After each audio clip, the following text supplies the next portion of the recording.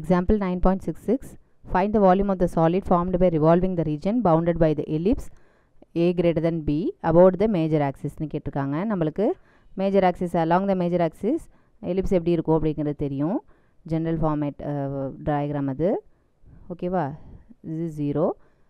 major axisங்கிறதுனால இந்த distance வந்து a minus a எடுத்துக்குவோம். இது b minus b னு எடுத்துக்கலாம்.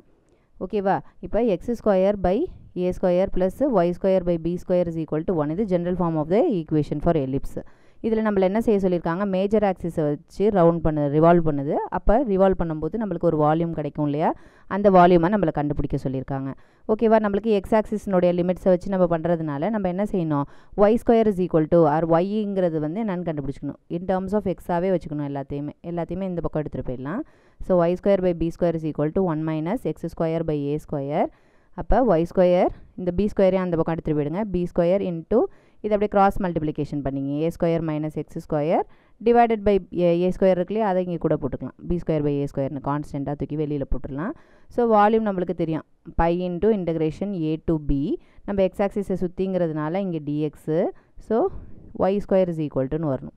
ஏன்னா இங்கே வந்து ஒய் போட்டால் தான் அது Y is equal to in terms of அப்படிங்கிறத நம்ம கண்டுபிடிச்சி கொண்டு வர முடியும். இங்கே டேரெக்டாகவே ஒய் ஸ்கொயரோட வேல்யூ இருக்குது. அதனால் ஜஸ்ட்டு அப்படியே கொண்டு போய் சப்ஸ்டியூஷன் பண்ணலாம். ஏ டு பிங்கிற லிமிட் என்ன அப்படின்னா மைனஸ் ஏலேருந்து ப்ளஸ் ஏ வரைக்கும் எடுத்துக்கலாம். ஓகேவா? Volume is equal to pi integration minus a to plus a. Full diagram அப்படியே ரொட்டேட் பண்ணுறாங்க. ஓகேவா?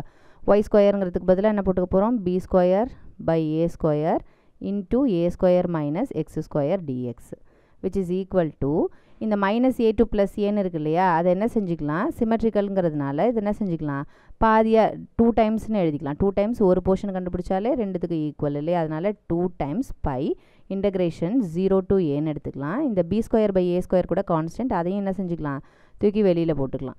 மீதி இருக்கிறது A square minus X square dx. ஓகேவா? இப்போ ஜஸ்ட் அப்படியே இன்டகிரேஷன் அப்ளை பண்ண வேண்டியதான். Which is equal to 2 by B square divided by A square into A ஸ்கொயருங்கிறது கான்ஸ்டன்ட். ஸோ கான்ஸ்டன்ட் இன்டகிரேட் பண்ணும்போது A square into X minus X square integrate பண்ணும்போது X cube divided by 3. Limit வந்து 0 to a. So 2 by B square by A square into first upper limit apply பண்ணலாம். எங்கெங்கெல்லாம் x இருக்கோ அங்கெல்லாம் a substitution பண்ணுறோம். So a square into இங்கே ஒரு ஏ இருக்கும், ஸோ ஏ கியூப்னு ஆகிடும். மைனஸ் இங்கே ஏ போட்டோம்னா ஏ கியூப் டிவைடட் பை 3.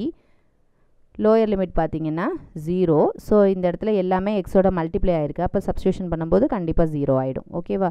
இப்போ பாருங்கள், இங்கே அப்படியே ஜஸ்ட் ஒரு கிராஸ் மல்டிப்ளிகேஷன் பண்ணிக்கலாம். So 3 A cube minus A கியூப்னு வரும். ஸோ டோட்டலாக 2 ஏ கியூப்னு எழுதிக்கலாம். 2 by B square divided by A square. இது ஜஸ்ட்டு கிராஸ் மல்டிப்ளை பண்ணோம்னா 3 minus 1 2. So 2 A cube divided by 3ன்னு எழுதிக்கலாம். இந்த ஏ ஸ்கொயர் இந்த இதில் ஒரு தடவை கேன்சல் பண்ணிக்கலாம்.